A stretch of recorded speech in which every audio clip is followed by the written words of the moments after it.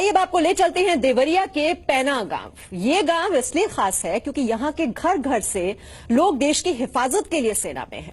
आखिर क्यों यहाँ के युवा सेना में जाना पसंद करते हैं, क्या है इसकी पूरी कहानी, इस रिपोर्ट में देखिए।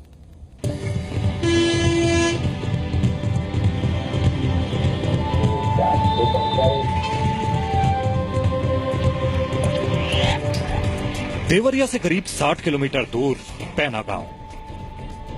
15,000 की आबादी वाले इस गांव के हर घर से कोई न कोई सदस्य सेना में काम कर रहा है।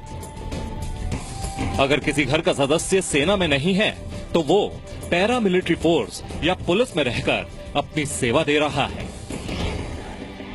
आज भी पैना गांव के करीब 500 लोग सेना, अर्धसैनिक बल और पुलिस में हैं।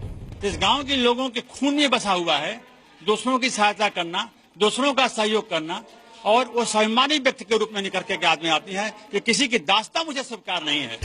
पैना गांव के युवाओं के सेना में शामिल होने की कहानी भी दिलचस्प है। बुजुर्ग बताते हैं कि आजादी के बाद एक दिन पंडित जवाहरलाल नेहरू इस गांव से गुजरे। कद काठी से मजबूत गांव के नौजवानों को देखकर नेहरू जी ने उन्हें सेना में शामिल होने का न्योता दिया। यहाँ से जो सिलसिला शुरू हुआ वो पीढ़ी दर पीढ़ी कायम है। बहुत पहले यहाँ जवाहरलाल नेहरू आए और यहाँ के जवानों को देख करके उन्होंने इसी रास्ते से गुजर रहे थे तो उन्होंने कहा कि यहाँ तो फौज की भर्ती होनी चाहिए, और यहाँ पर फौज की भर्ती हुई भी।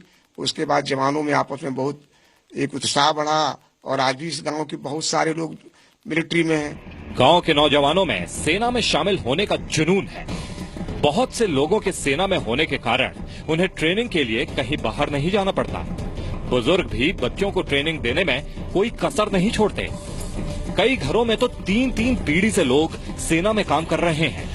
आर्मी में भर्ती होना चाहते हैं क्योंकि हमारे जो पूर्वज हैं ऐसी कहानी सुनाते हैं अपने देश के लिए, उन्होंने अपनी जान दे दी, और उन्होंने जो जान दे दी वो जब वो अपनी कहानी सुनाते हैं तो हम लोग का अलग एक रुतबा उठता है कि बस हम लोग अपना जिंदगी जो जिएंगे वो देश के लिए जिएंगे। शौर्य और पराक्रम से पैना गांव के नौजवानों का पुराना नाता है। 1857 की क्रांति के दौरान पूरे 2 महीने तक गांव अंग्रेजों के राज से आजाद रहा। गांव का ये इतिहास नौजवानों के देश प्रेम की बुनियाद है। विवेक तिवारी, जी मीडिया, देवरिया।